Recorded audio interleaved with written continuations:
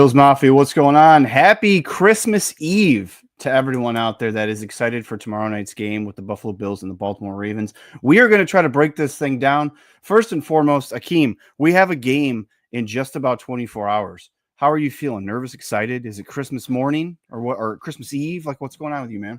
Hey, DM3, Dave Myers, my brother. This is an exciting day. It's an exciting day. This is where we feel like kids in the candy store. This is where we feel like it's Christmas Eve and we're waiting for 12 o'clock because we want to open up our presents. I'm excited for some football. How you doing? I'm good, man. I'm good. It seems like it's been a really long time, but it also seems like it came really fast at the same time. So I'm glad it's here. We have a packed show. We got a lot to talk about. We're going to talk about a lot of different topics. There's so many, I don't even know if I can name them all. But first things first, we do have a new sponsor, Southern Tier Brewery. They are a new sponsor for us for the next calendar year. So thankful to have those on. And their slogan is drink, eat, drink, cheer, and go to Southern Tier. So I'll get that better as I roll those out. But yeah, so Akeem, we got a lot to talk about. We got MVP versus MVP. We got some stuff for Josh Allen that could happen tomorrow if he scores a rushing touchdown. We got injuries. We got call-ups. We got questions, concerns. Where do you want to start, man? Lead us off, man. Where do you want to go? Let's start with the quarterbacks. Let's start MVP versus MVP. Let's see if we can talk about the last two MVPs a little bit. Reason being is because obviously it's the Baltimore Ravens and it's the Buffalo Bills, and there's been a lot of chatter back and forth between fan bases on who should have won MVP last year. Lamar Jackson and Josh Allen, and Lamar Jackson put up all these great numbers. And while of course we're going to go for our guy, I think it's safe to say and safe to acknowledge that both of these quarterbacks are great, and we're seeing a great budding rivalry once again tomorrow. So let's start with the MVPs. So because you brought it up, I'm going to put this on the screen because everyone wants to talk about the MVP. We all thought that Josh should have won it in 23. Ravens fans think that Lamar should have won it in 24. So if you look at side by side here, Lamar's MVP season from 23 and Josh's season from 24, pretty close minus the touchdowns, okay?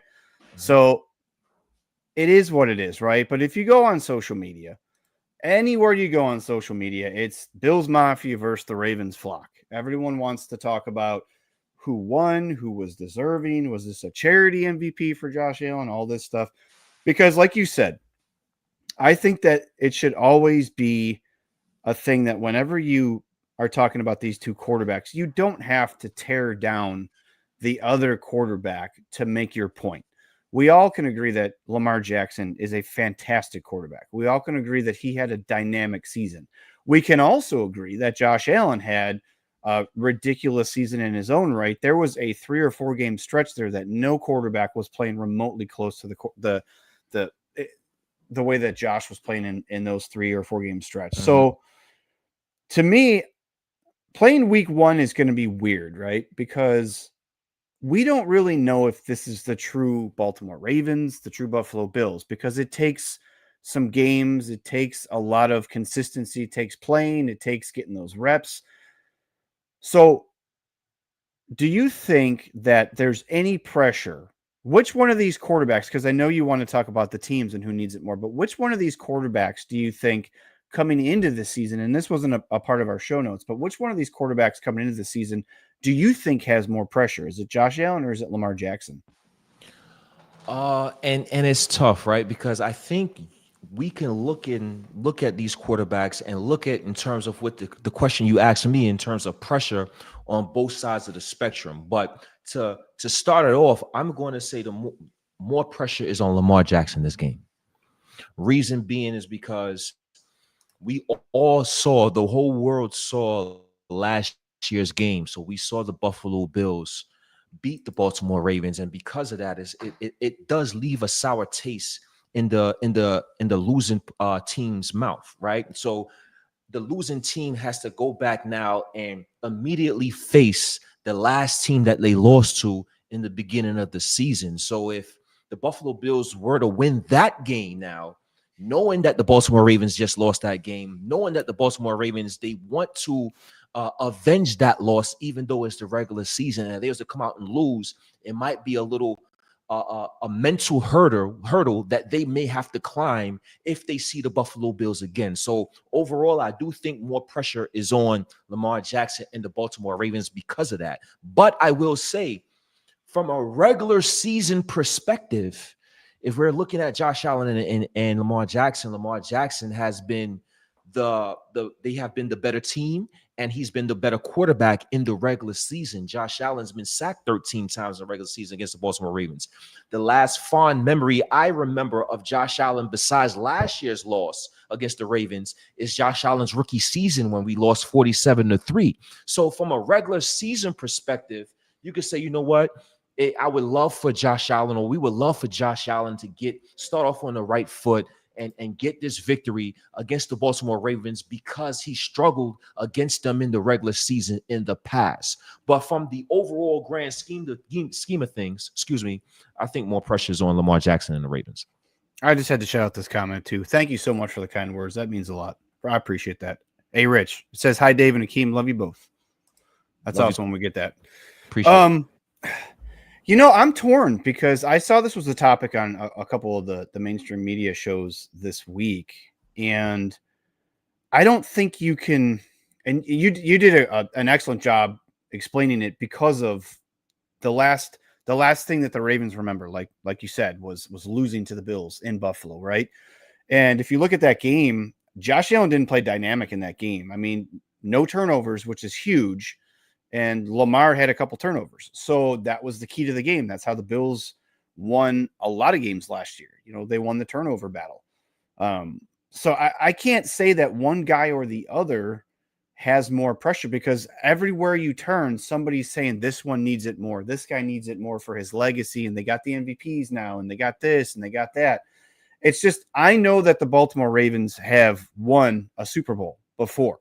So to me, I feel like there's more pressure on Josh Allen, ultimately, because we keep seeing all these interviews he's doing. We keep seeing Josh talk about what the parade is going to look like, and he can envision standing on City Hall and driving the bus in 5-degree weather and stuff like that. And I mean, if I'll be honest with you, Josh Allen is the face of the NFL. I mean, in the last 4 months, the guy's got more endorsement deals than anybody I've ever seen in the history of football. And that even surpasses Patrick Mahomes.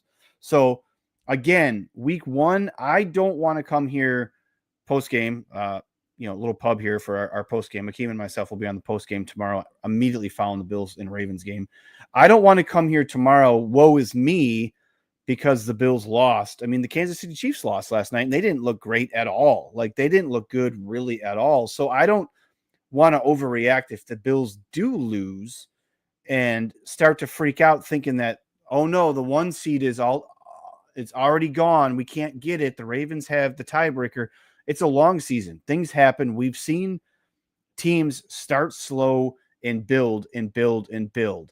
So I think that, like I said, I think Josh Allen needs to come out, and I think he needs to prove that the MVP was not just something that was, it's a charity MVP. I think Josh needs to prove, the Bills need to prove, the offense needs to prove that they can beat the Ravens. The defense needs to prove that they can at least contain Lamar Jackson and Derrick Henry. So we'll see. So we talked about the fans a little bit. Do you think that the fans ultimately on social media, because everybody's an expert and everybody has opinions and stuff like that, do you think that the percentage of Bills fans is leaning more towards that this is a loss? I know that this is something that you wanted to talk about. Have Bills fans already penciled this in as a loss because of injuries and other things like that? Plus, it's the Ravens. What's your thoughts there? That's what it feels like. That's the narrative, the narrative type of vibe that I get from our fans thus far. I get like, okay, it's a long season. We don't like the matchup against the Baltimore Ravens to start the season. It reminds me, you know what the fans are reminding me is like it's prize fighting, right? Let's get some tune-up fights before we head into a real team and play a real team like the Baltimore Ravens. I think that the narrative is the Buffalo Bills, if they lose this game, it's okay. I think the fans are more concerned about how if and how the Bills lose this game, what happens during the loss that may transpire that we would talk about. But the narrative, it just feels as if that the Buffalo Bills fans overall don't like the matchup, don't like that as week one. And because of that, and the injuries doesn't plays a heavy factor or as well, right? Trey White, he's doubtful. Usually, I've never seen a player doubtful and play a game, so I'm assuming he's out.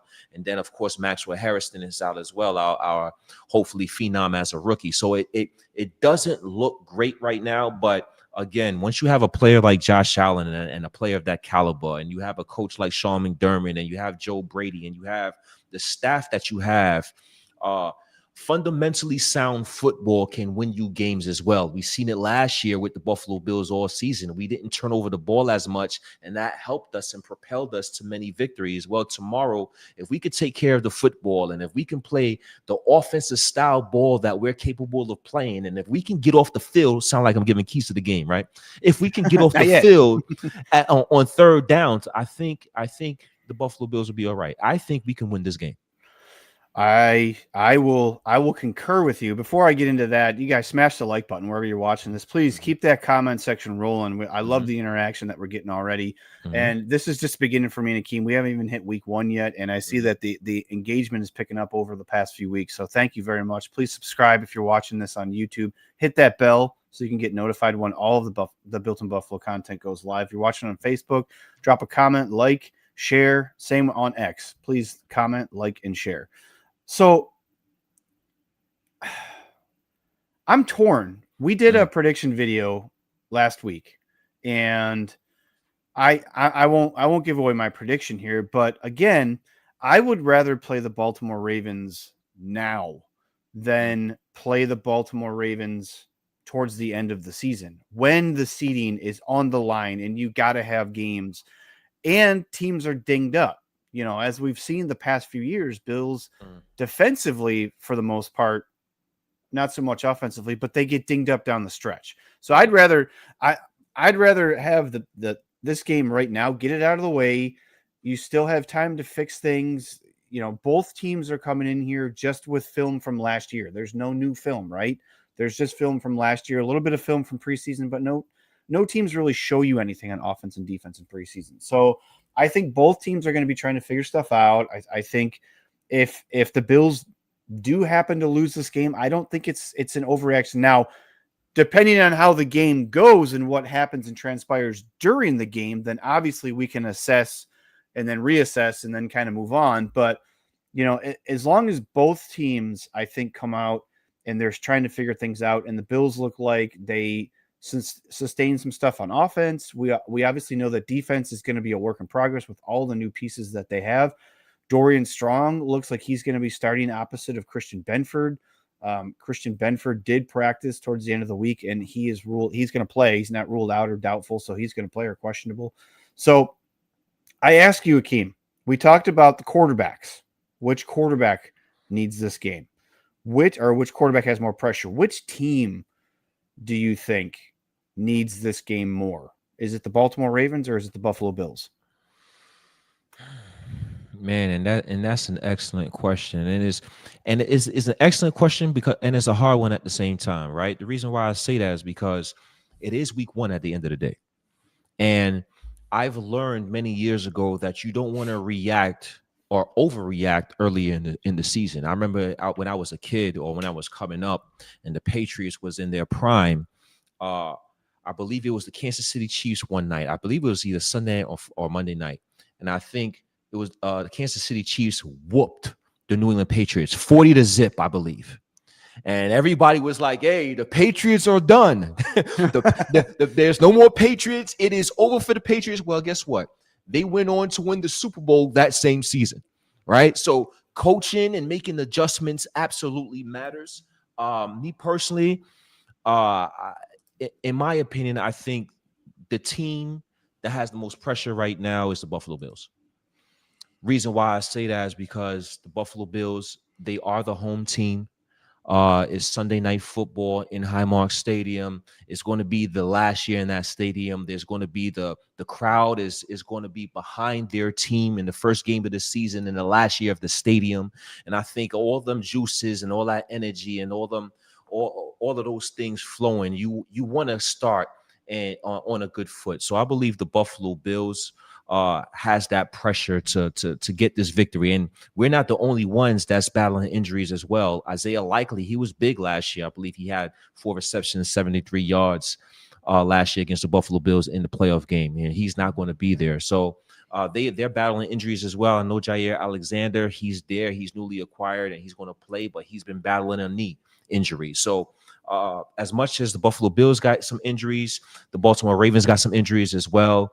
And I believe the pressure right now is on the Buffalo Bills because they're at home.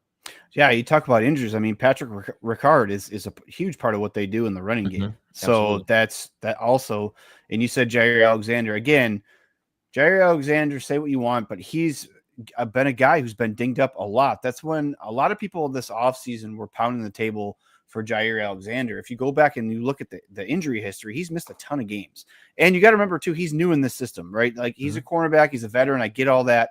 But he missed a half a week of practice. He is scheduled to play. He's not slated as out. So I wasn't going to show the injury report, but you brought up Isaiah Likely, which is huge for them. Obviously, they still have Mark Andrews. So, you know, we'll see what goes.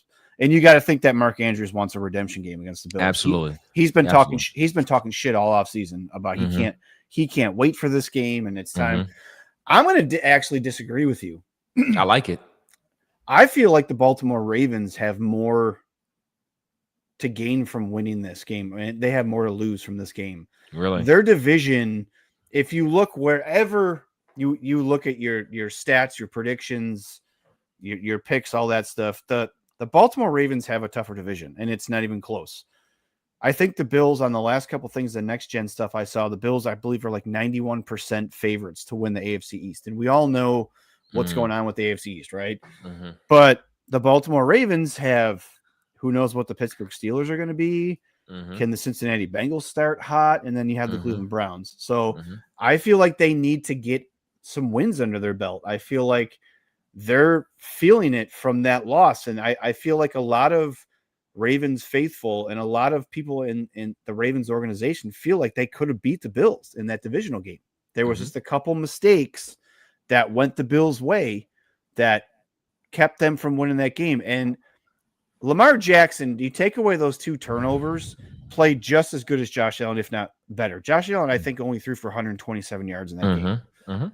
But he didn't turn the football over. They ran the ball. They played smart. So I honestly think that it's the Ravens that need to win this game. Honestly, I think if you look at what happens to the Bills' schedule after this game, they have a lot easier road heading into their bye than the Baltimore Ravens do. So that's just my opinion on it. So, and I will say this, like, what happened in last year's game is a microcosm as to why Josh Allen won the MVP. Like you said, his numbers were pedestrian: 16 for 22, 127 yards.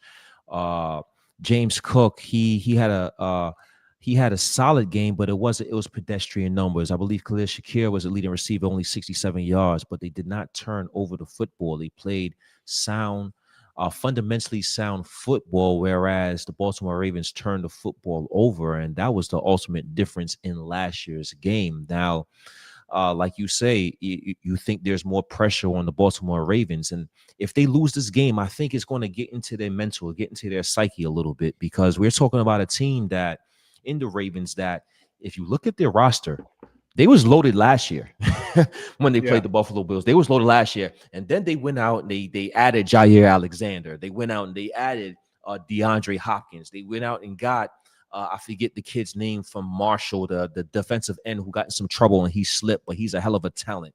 They got the kid Starks, the safety. So the Baltimore Ravens are a loaded roster on both sides of the ball, and they got Pro Bowl and All-Pro players on every level of the football, right? So if they come out and they lose this game, it would definitely be a little mental hurdle that they're going to have to cross, and it's definitely going to be in their psyche if they lose to the Buffalo Bills. All right. So we talked about the Ravens injuries. Let's talk about the Bills injuries. Everybody knows about Tre'Davious White. Like you said, I don't think he's going to play. I feel like they're going to try it since it's week 1. Yes, it's a big matchup against the Ravens. I still feel like Sean McDermott is going to try to play it safe, especially with Tre'Davious White's injury history, right? Let's not rush him back too soon. Mm-hmm. As everybody knows, Christian Benford missed last week's practice because he was fatigued. We were told, right? We were told it was fatigue, and now we were told it was a groin injury.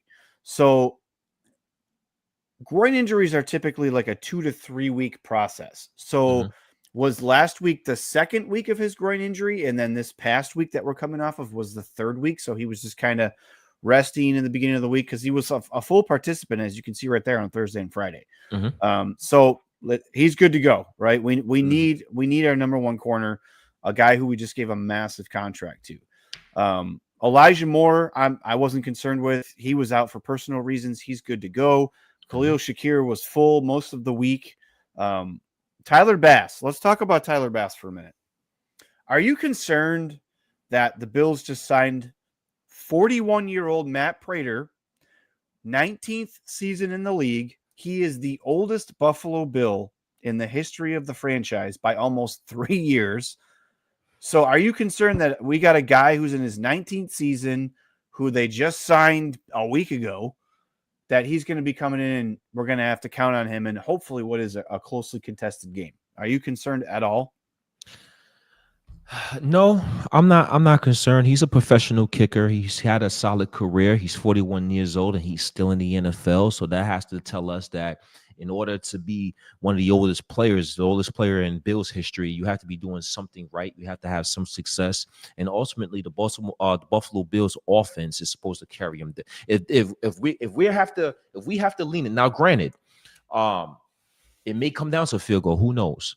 But if we have to lean on the field goal, then we have a problem. We supposed to have that offense that's supposed to be explosive, that's supposed to be dynamic, and supposed to be able to put points on the board. So anything 40 yards and in, I'm comfortable with Matt Prater, and I'm okay with him being the field goal kicker for the Buffalo Bills for the next 4 weeks. I am concerned with Tyler Bass because he was just starting to get his groove back. It feels like last year we didn't know what the hell was going on with Tyler Bass in the first half of the season. I think it was about for a year and a half we had some concerns with Tyler Bass, and towards the end of the season he was making field goals, he was making clutch kicks, he was kicking 50-yarders, and now to have a groin and a hip injury, I wonder how that will affect Tyler Bass coming back. Will he come back and step back into the form where he was starting to have that success that got him his second contract, or will he be taking a setback because of the injuries for the rest of the season? So I'm interested to see when the time comes with Tyler Bass, when he comes back, how he's able to perform with the injuries behind him. But for Matt Prater, anything 40 yards and in, I'm confident that he will have success for the Buffalo Bills during his tenure with Bass out. I don't want to speculate anything here, but maybe Tyler Bass shouldn't have played in the third preseason game. I know that they probably wanted to see if he was able to do the simple things, the extra points, the field goals, and he looked fine until that 26-yarder, that chip shot that he missed. I don't want to speculate, but I'm just wondering if that something happened in the game that set him back.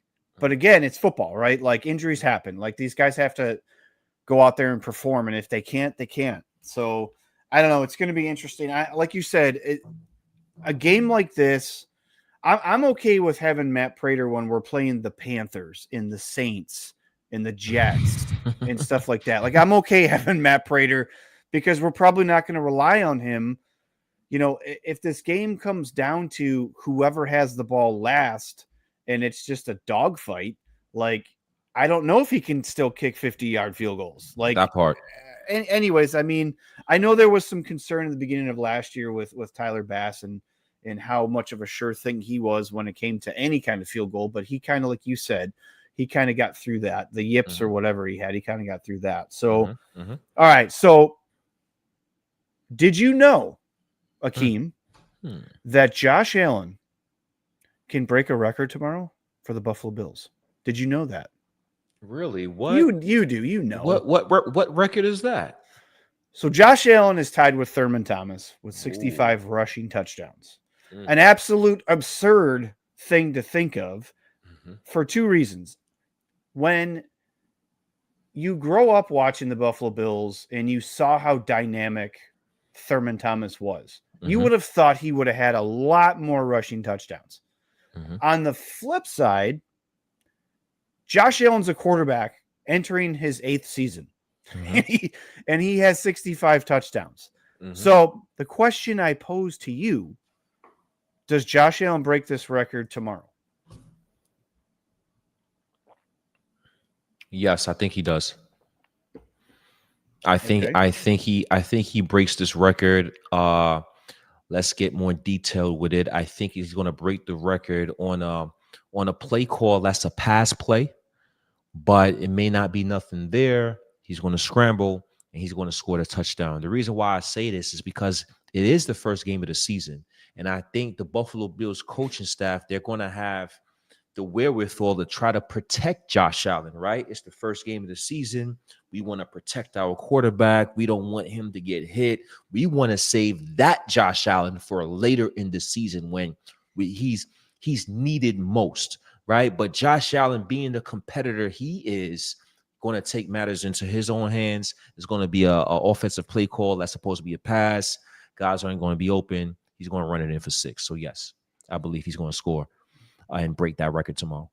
I agree with you, and we'll get into more of predictions and stats and things like that, and how we feel the keys to the game and all that kind of stuff. But yeah, I absolutely think, and I think it's going to be the first drive of the game. I think that a lot of people say that Josh Allen doesn't pay attention to this stuff. The Bills organization and the coaching staff doesn't pay attention to this stuff. Like when he broke the total touchdown record, when he surpassed Jim Kelly and all this other stuff, they absolutely do. And I know that Josh Allen's going to want to get this out of the way and move forward. He's not going to harp on it. It's not going to be a huge deal. They're not going to make a big thing about it. But I feel like it's going to be the first offensive drive that they score on. It's going to happen. Like you said, it's going to be a broken down play, because I really don't want him to break the record on the tush push. I just don't. So, all right. So we talked about that. We talked about who needs it more. We talked about MVP versus MVP. So do you want to get into keys to the game now, or do you want to save that for a little bit and we can talk about some other stuff, or what do you want to get in? What do you think? Where do you want to go? Yeah, I don't. Why not? We don't have a free conversation here. Yeah, we don't have to be like, hey, keys to the game at the end of the show. Nah, it doesn't have to be that way, right? This is our show. We do what we want. Let's get into some keys. All right. So let's start with the Ravens first, because this is the Buffalo Bills podcast, but we'll talk about the Ravens for a little bit. What do the Ravens need to do to be successful? We'll say on offense. Start there. What the Ravens need to do to be successful, they have to run the football. Don't let the game get out of hand to the point where you have to stop feeding Derrick Henry, right? Because last year, the Buffalo Bills, week 3, I believe, ran Derrick Henry. He ran rapid. He had over 100 yards. In the playoffs, he had about 16 attempts. He had an 84 yard, 80-something yards. But when you look at his yards per carry, it was 5.2 yards per carry. So it's not like he had a bad game, but because of the turnovers and because of how the game was scripted at the time, they leaned away from him and they had to go other areas. So the Baltimore Ravens, in my opinion, you have to lean on that run game, right? You have to lean on Derrick Henry. Once you lean on Derrick Henry a little bit, we saw what happened in week 3 when Derrick Henry was having success. They started running play action. The linebackers creeped up, and now you can hit the Bills over the top. So I think that's the biggest recipe to success for the Baltimore Ravens. Run the ball with Derrick Henry. Be consistent with running the ball with Derrick Henry, and let Derrick Henry in that run game open up everything else for the Baltimore Ravens offense. I agree. That first play against the Ravens, I think it was week 4, 85-yard touchdown. Now, say what you want about the holding calls and all that crap that wasn't called. But what the Bills were able to do, like you said, in the divisional round game was make it be a somewhat of a track meet, right? And that's where you saw Lamar make some mistakes. Not saying that Lamar is going to make mistakes like that all the time in a track meet, but that's what ultimately the 2 turnovers were the difference in that game. So to me, if you're the Baltimore Ravens, like you said, I think take what you can get in the passing game and keep Josh Allen off the field. And that just simply is just feed Derrick Henry. So, all right, on the flip side, what do the Baltimore Ravens need to do defensively to stop the Buffalo Bills offense? And then we'll flip over and do the Bills keys. Another excellent question. I think the Baltimore Ravens key is stopping Josh Allen. I think Josh Allen is the main guy. I know we talked about the flip side and stopping Derrick Henry. I think the Baltimore Ravens, they have to key in on Josh Allen. So what you do, how you key in on Josh Allen? We got to key in on Josh Allen by taking away the things that he likes to do. We want to have a spy on the field because we don't want Josh Allen to take off and run, right? Then what we want to do in crucial situations, in crucial moments, who do Josh Allen, where does he want to go? Who does he want to look to? He wants to look to 𝐼𝐸𝐶𝐾𝐿. So we have to take 𝐼𝐸𝐶𝐾𝐿 out the game as well. We want to take 𝐼𝐸𝐶𝐾𝐿 out the game and make Josh Allen go elsewhere to beat us.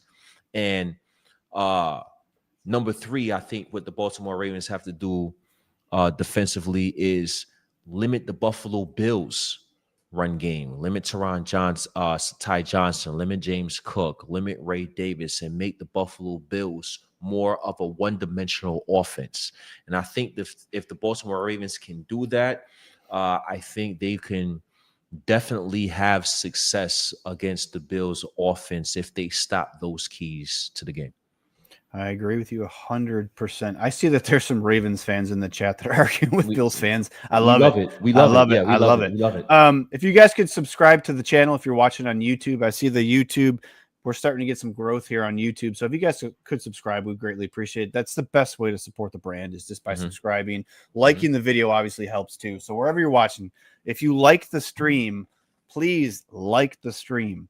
So you covered everything that the Ravens need to do to stop the Bills. All right, let's talk about the Buffalo Bills. Let's talk about what the Buffalo Bills, a little bit more in depth, can do defensively first. We'll start there.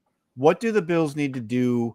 What players need to step up? What can the Bills do to stop Lamar Jackson, Derrick Henry, and this Ravens offense?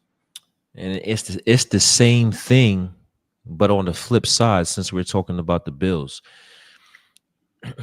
Now, Lamar Jackson is a great quarterback. Lamar Jackson has been a great quarterback before Derrick Henry showed up to Baltimore.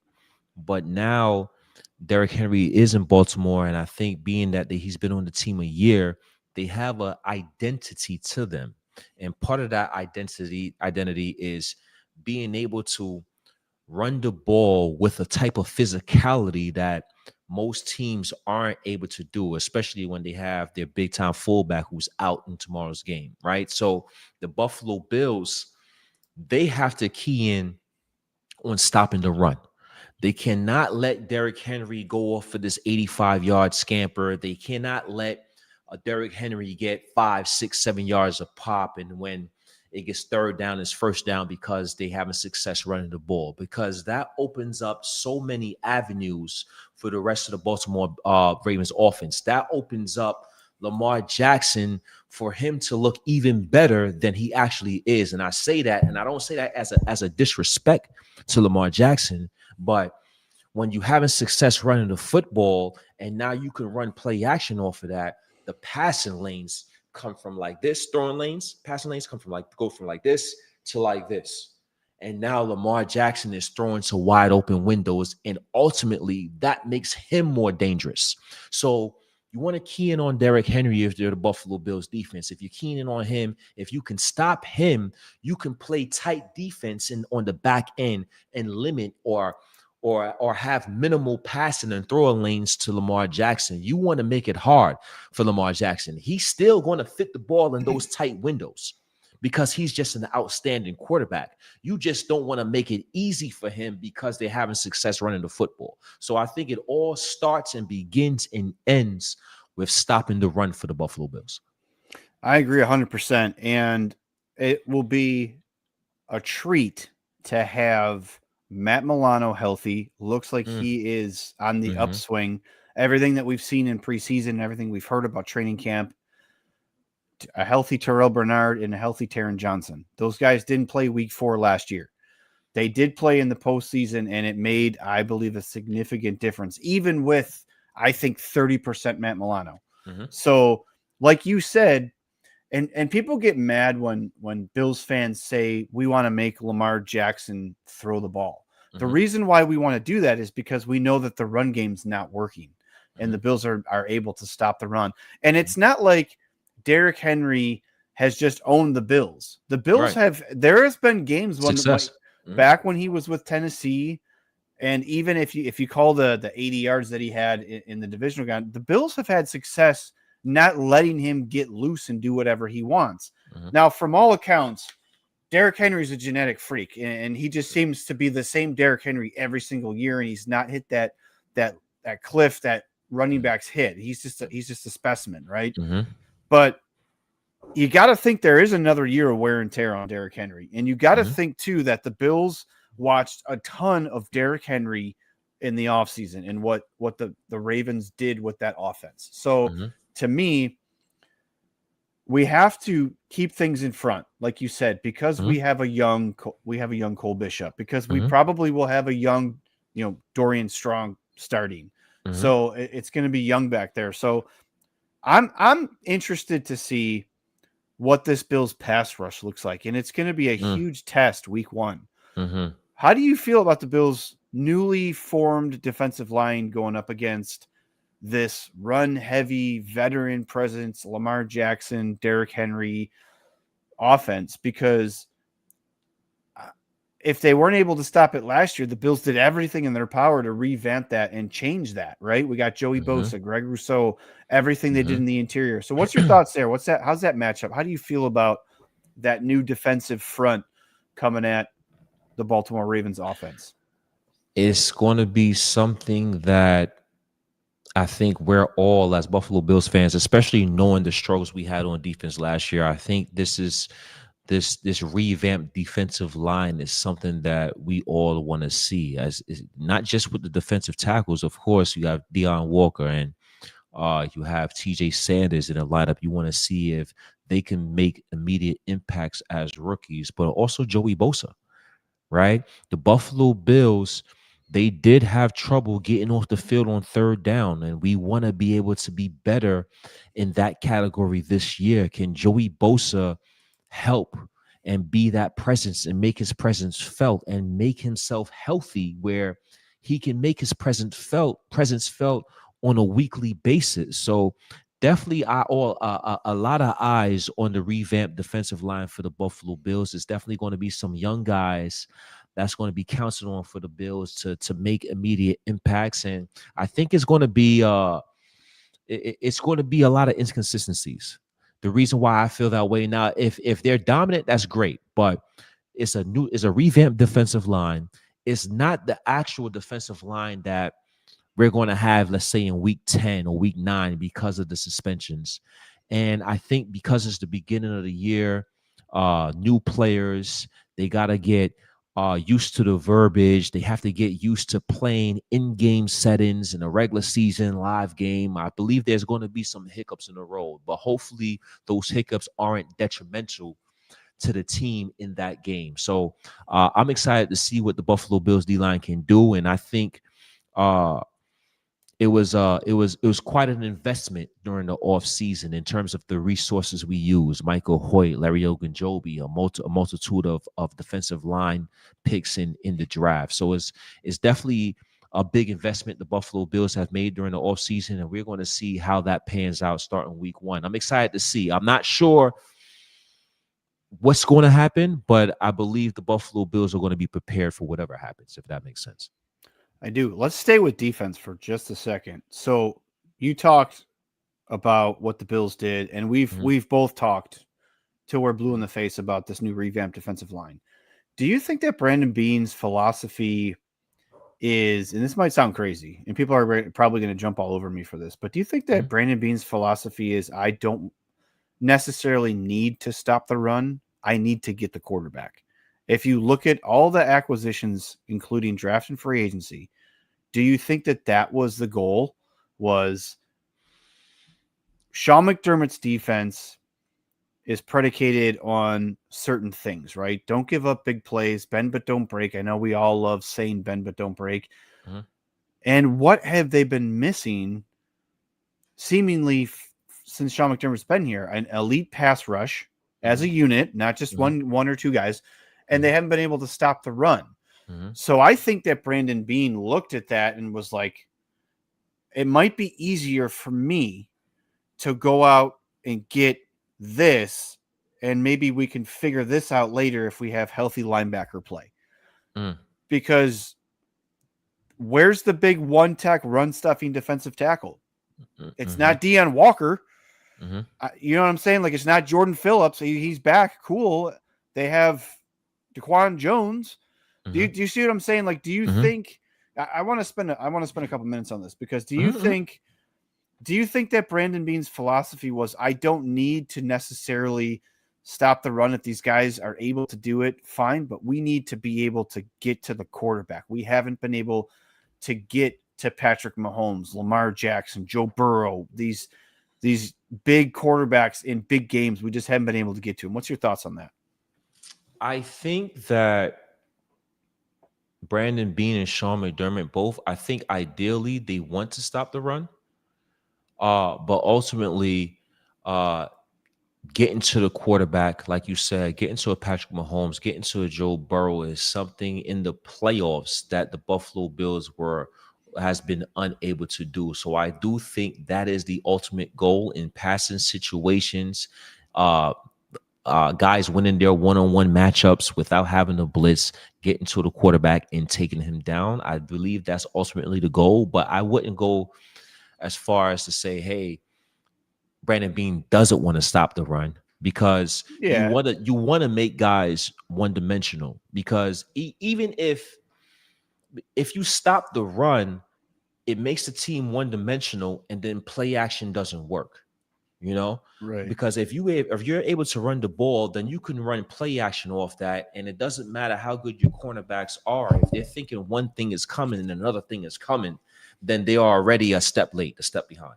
So ultimately, I do believe the Buffalo Bills just want to do a better job of playing resistance defense. I think Bobby Babish this season is on a bigger microscope, because Brandon Beane, he brought in these slew of players on the defensive front. He brought in Tre'Davious White back and Darian Strong, and he brought in all these players because ultimately the Buffalo Bills want to play better defense as an entire unit. So I think that is the overall goal first.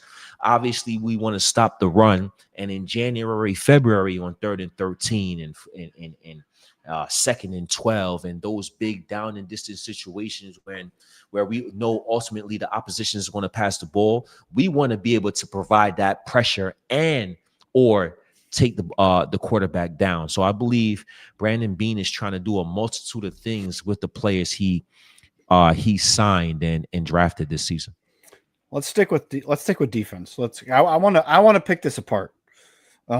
It's been the huge focus of the Bills, and Brandon Beane has even said, you know, it wasn't because we didn't lose games because of wide receivers. We've lost games in the postseason because of our defense. So what did he do? He went bananas on defense with the draft and with free agency, and things like that. Secondary. I'm not gonna talk about linebackers too much, because I feel like we're, at least right now, the Bills are good. I feel like the Bills are good with who they have on paper. Everybody's healthy, knock on wood. So let's talk about the secondary, because there was a lot of talk. I was pounding the table for Jabril Peppers. Again, Bills don't have any money. I don't know what he warrants, but how are you feeling about the Bills secondary? We'll talk about corners and safeties, because Taylor Rapp, I believe you've said numerous times, he's a very serviceable safety. But I also think we know what his ceiling is. Cole Bishop, we have no idea. We honestly have no idea what his ceiling is. We know what the floor is. We've seen the floor. And then you have Christian Benford, who we all believe is the stud. Mhm. And then opposite of that is probably going to be Dorian Strong. I don't know if Jamarcus Ingram is going to sneak in there. I don't know what they've seen in practice. We'll find out during warmups tomorrow, I guess. But what's your thoughts overall on the secondary? Break it down by position, as a unit, however you want. What's your thoughts? I have my concerns. With the secondary. You know, we starting with Christian Benford, right? He got paid during the offseason. I believe he's one of the more underrated cornerbacks in this NFL. I believe he's a star cornerback in this NFL when healthy. Is he healthy? You know, that is he okay from the concussions that he got last year in back-to-back weeks? Is his groin okay? Right. Then you want to go over to the flip side of the cornerback too. Tre'Davious White being doubtful. We talk about Dorian Strong, him possibly starting. He's a late round draft pick. Is he ready for the atmosphere and for the lights of playing in Highmark Stadium, first game of the season, Sunday Night Football, Baltimore Ravens? That's Zay Flowers and DeAndre Hopkins on the as the receivers for the Baltimore Ravens. That is not an easy task, even if the Baltimore Ravens is more of a running team, so to speak, right? Cole Bishop, we've seen him get beat badly against the Bears in the preseason. Is he ready? So I do have my concerns. Taylor Rapp, I love Taylor Rapp, but when healthy, Taylor Rapp, I gotta call a spade a spade. I hope people don't kill me for this. Taylor Rapp is an average safety at best, but we're to us, he's one of the better players in the league because that's the importance he has on the Buffalo Bills team. Right. So overall, do I have my concerns? Absolutely. It's definitely a lot to see. None of us want to see Damar Hamlin on the football field. This is no disrespect to Damar, but you know, Super Bowl aspirations. We'd rather see Damar Hamlin as a role player than a pivotal starter for the Bills, right? So, do I have my concerns? Yes, and I'm gonna flip back over to my guy Micah Parsons, who I wanted on the Buffalo Bills, by the way, and he said some interesting things. He said, paraphrasing here, Micah Parsons said, "I never had a cornerback that wasn't an all-pro player or Pro Bowl player. I'm going to make the Packers secondary guys a lot of money." And I said, that's interesting. If the Buffalo Bills can provide a pass rush and can be effective, then maybe the secondary can look better than they actually are. So it's a trickle effect going on here, right? How well will the defensive line, will the defensive unit perform? How well will they perform on passing situations to affect Lamar Jackson to ultimately help out the back end for the Buffalo Bills?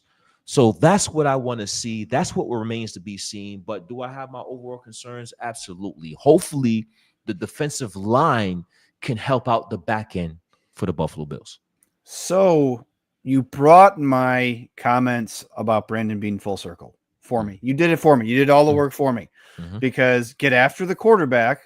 As Micah Parsons said, I'm going to make them a lot of money because they're not going to have to cover very long because we're going to sack the quarterback. So you bring in Joey Bosa, you have Greg Rousseau, you have the rotation in the middle, plus TJ Sanders is a stud. Just FYI, I hope we get a good dose of him tomorrow because if you haven't seen him play and you didn't pay attention, this guy's a stud. So I don't know. I just not really, like you said, I don't want to see Damar Hamlin. I don't want to see Sam Franklin that is on the active roster, and he's a safety who played for Carolina. So again, I don't ever want to sound like a Damar Hamlin hater, but we've done this year after year, Akeem, where we have talked about the fact Damar Hamlin is nice to have on your roster, but depth is great until you have to use it. Because then it exposes, I don't want to call them warts, but it exposes all the warts. All the things that makes those guys depth players in the first place. And like you said, Super Bowl aspirations. No matter where you look, the Bills are being touted as one of the Super Bowl favorites. The betting odds, second or third in betting odds. Josh Allen, first or second or third in MVP odds. So Mhm. if you go into this season thinking that the Bills defense is going to be lights out in the secondary, you might have to just be patient for a Mhm. while, because I Mhm. think that they're going to have to figure some things out until, again, I love the theories that maybe Cole Bishop is the next Terrell Bernard. And we as fans who aren't scouts and aren't in the building aren't seeing what the Bills brass is seeing. We're going to find out here real soon. We're going to find out. So Dave, let me ask Yeah. you a question right. Let me ask you a question right quick. And everybody in the comment section, they could chime in as well. That cornerback 2 spot for the Buffalo Bills, and you like you said, we're going to see what happens in warmups. Jamarcus Ingram has been on the team for a couple of years now. He seemed like he's been developing nicely. Uh, he went from he's been a practice squad player. He's developed. The Buffalo Bills do a great job of developing players, even the lesser players, to talented enough where they can step on the football field. And I think he's been doing a fine job in his role thus far. Is it out the question that he gets to start? Are we just automatically going to assume Dorian Strong gets to start? Who do you like there? Or is it can it be a rotation, or does one player have a shorter leash if he makes mistakes? How do you feel about that? Are you ready just to pencil in Darian Strong as the starting cornerback 2 for the Bills? No, I'm going just solely based off of because again, I'm not at the practice field. I'm not in the building. I'm just going based off of what the Bills and what the beat reporters have been putting out, making it look like Dorian Strong is getting the reps with the ones in practice. And it looks like he's the one between the backups that is shining the most and has had a really good rookie mini camp and a really good training camp. He played, I thought, very well in preseason. Again, take that with a grain of salt. It is preseason, but you're right. I mean, experience means something. Reps in the league mean something. They're not easy to come by for players. That's why there's only 300 and something players in the draft every year, and most of those guys don't even make rosters. The ones that don't get drafted. So I don't know. I mean, he's an undrafted guy. He was on the practice squad. He did play last year. He played well. He had some interceptions last year against Miami. So I personally, I don't know what the Bills are going to do.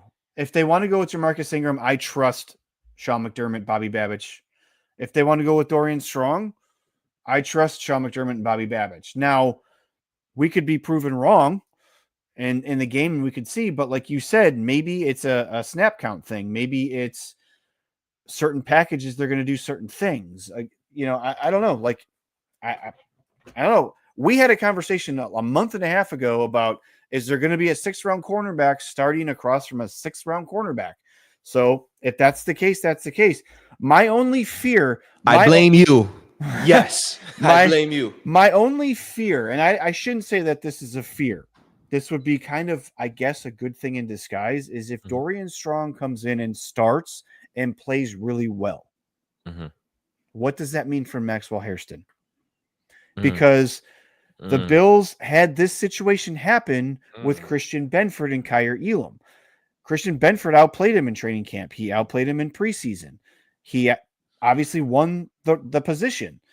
And then they tried to force 𝐬𝐿 back into the rotation and tried, because he was a first-round pick. I'm not saying that Maxwell Hairston's not good enough to play in this league. I'm not saying that at all. But if you have a Dorian Strong who comes in and is playing well, why would you don't upset the apple cart? Let that happen. And then is this a situation where Maxwell Hairston doesn't play this season because Dorian Strong is playing well? So I don't know what happens in the offseason if that's the case, but I guess we'll figure that out. We'll cross that bridge when we get to it. But to answer your question, to me, the guy that's looked the best in camp has been Dorian Strong. And if his peers are saying that he's looked excellent as far as Tre'Davious White and Christian Benford, and even Maxwell Hairston said it early on in training camp, then let's rock with the rookie and we'll see what happens. So I like it. All right. Let's flip to the offense. What do the Bills need to do to be successful on offense, and what are the keys for the Bills against the Baltimore Ravens tomorrow night? Last year cannot be a fluke for Josh Allen and the Buffalo Bills offense. They have to compound on last year going into this season and win the turnover battle, right? When I say win the turnover battle, more specifically for the offense, don't turn over the football. Josh Allen has done a complete 180 in terms of how he takes care of the football. And when you're taking care of the football, you will always be in the position to win the football game.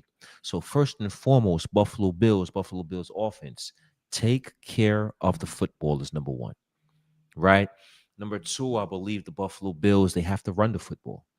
Joe Brady, they have that offense where the identity, despite Josh Allen being an MVP, despite Lamar Jackson being an MVP, the identity of these teams is run first, right? So we want to be able to run the football. We want to be able to run the football effectively and put us in advantageous situations on third down, 3rd and 4, 3rd and 3.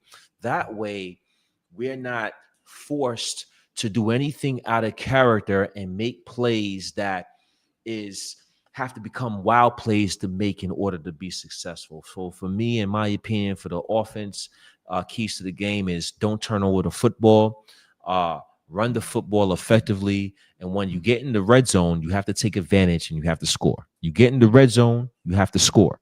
The Baltimore Ravens is a potent team, potent offense, and you're not going to beat them kicking field goals.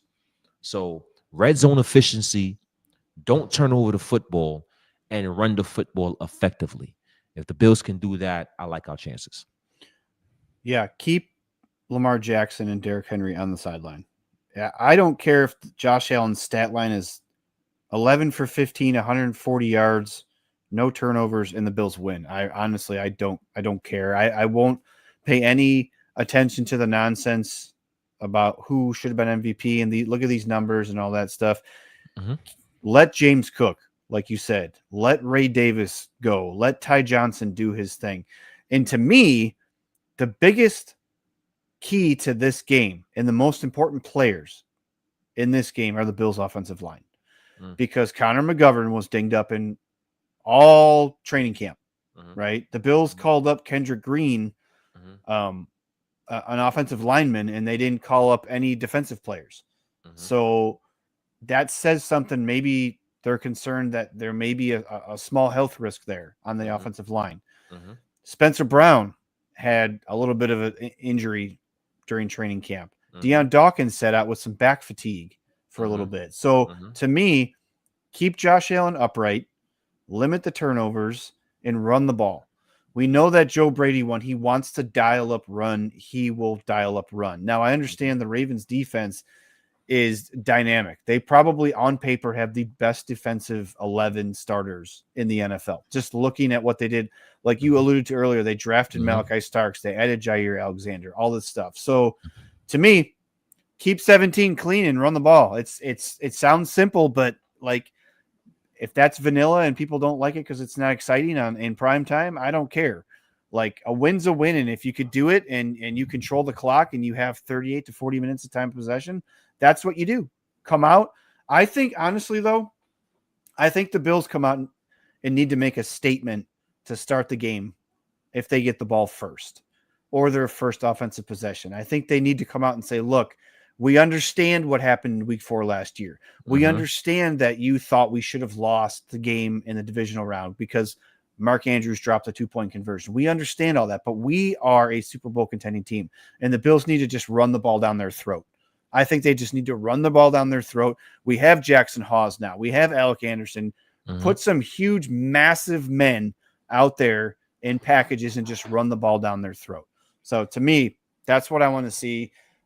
James Cook, from all accounts, from what I've heard, looks even more dynamic than he was last year. Ray Davis, year 2, and we know what Ty Johnson is. So, and I'm glad you said that because I want to ask you a question now in the chat as well. We all know James Cook situation, we got that resolved. 4-year contract, $48 million, 12 per. And I'm thinking about Joe Brady and James Cook here. Does contract dictate snap count? James Cook played 45% of the snaps last year. He got paid this year. Do you think he has an uptick in his snap percentage and his snap count because of that? Or do you think Joe Brady is going to continue with his same philosophy? And what do you ultimately want to see or would like to see? I don't think it really changes at all. Really? I think it was funny that Hard Knocks intentionally the day that he signed and they dropped that Hard Knocks, I thought it was funny that they kept showing clips of him blocking in practice, and they kept hearing, "Oh, great block, James." Great block, James. I don't think so. I think that if you get the same season from James Cook this year that you got last year, isn't that worth the $12 million? I mean, Yeah, yes, he I would think so. just barely hit 1,000 yards, but he had 16 touchdowns. Yeah. And James Cook, to me, what makes the money worth it is James Cook can do things that Ray Davis and Ty Johnson can't. He can score from anywhere on the field. And he proved it time and time again. He gives you those explosive runs that you don't necessarily see from the other two backs. Not saying they can't do it, but we just haven't seen it. So to me, I don't think that there's an uptick in snap counts, maybe a little bit, but I think Joe Brady knows exactly how to use James Cook. But again, I go back to it. It all relies on this offensive line and how they tackle adding the sixth lineman and using Jackson Hawes, because Jackson Hawes apparently has just been killing dudes for 2 months now in training camp, preseason, and in practice. So I don't think that changes. I think Joe Brady has progressed. We talk about player progression, and I think Joe Brady, from when he took over halfway through the season and then his first full season, I think we'll see some more wrinkles. A healthy Curtis Samuel is going to be nice. If he's 100%, that will be nice. That will help. And then he has a Joshua Palmer now. He has a healthy Dalton Kincaid. So I think he's still going to use James Cook the way he did. I don't think that means that you take Ty Johnson off the field on third down. I don't think that means that you change up your 2-minute and 4-minute offense, which includes Ty Johnson, because it was effective. The Bills didn't. The only person that fumbled last year was Josh Allen. He fumbled twice. None of the running backs, none of the wide receivers lost any fumbles last year. So I think that's a huge testament to how the Bills want to play offense. They want to control everything. They want to limit mistakes, high percentage plays, things like that. So, do you like the Buffalo Bills receiving core more this year or last year? This year. This year. Yes, because I'm high on Elijah Moore. I know a lot of people saw those drops and they're like, "Oh, this is why he was still a free agent when it was June and all this stuff, and or in late April after the draft." I think that I'm high on Moore too. I think that there's going to be a couple plays this year where he just blows the top off of a defense, and we're going to be like, "Oh, that's why they brought him in." And if that's all he does, and he has 3-4 receptions or targets a game, that's fine. But I want to see Josh Allen's arm. We know that it's there. We had it with John Brown. We had it with Stephon Diggs. It's just Joe Brady has turned this offense, which is fine, has turned this offense into high percentage passes that Josh will complete. That's why the turnovers came down last year, because Josh Allen's getting the ball out quick. Josh Allen's getting the ball to guys in space. Josh Allen's throwing bubble screens and all this stuff and short outs and things like that. So I want to see a deep ball again in this Bills offense. I want to see if that's something that he was brought in for. I'm excited about Joshua Palmer. I think that highly underrated move. If you watch film, he doesn't do anything crazy. He just gets open. Like he just understands how to separate. He's not a burner. He's not going to beat you with speed, but he just knows how to get open. He's a separator. And then obviously Shakir and Keon. I think Keon's going to have a really nice season. I'm excited about. I know you said receivers, but I'm excited about Dalton Kincaid. I really am. I feel like year 3 for tight ends is typically the year where they figure out what their role is. And I don't feel like going from Ken Dorsey to Joe Brady was fair to Dalton Kincaid, and I'm not making him excuses, but I feel like Ken Dorsey was still trying to I feel like Joe Brady was still trying to figure out the best ways to use him, and he's had all offseason to figure that out. So the skill's there. Dalton Kincaid just didn't forget how to play football. Like it's still there. So, and I think, speaking of Joe Brady, I think he has to improve as well as an offensive coordinator, right? 100%. Young offensive coordinator, and he had the high percentage game last year, and that's his game. Short passing attack. He want to run the ball, have that short passing attack, and like you said, I want to see Josh Palmer separate. I want to see Eli Moore blow the top off the defense. And I think that's the balance that I would want to see from Joe Brady as an offensive coordinator this year. Another basketball analogy for myself. It feels like the Buffalo Bills before Joe Brady came in. It was more like a 3-point shooting team, right? We're going to live by the 3 or we're going to die by the 3.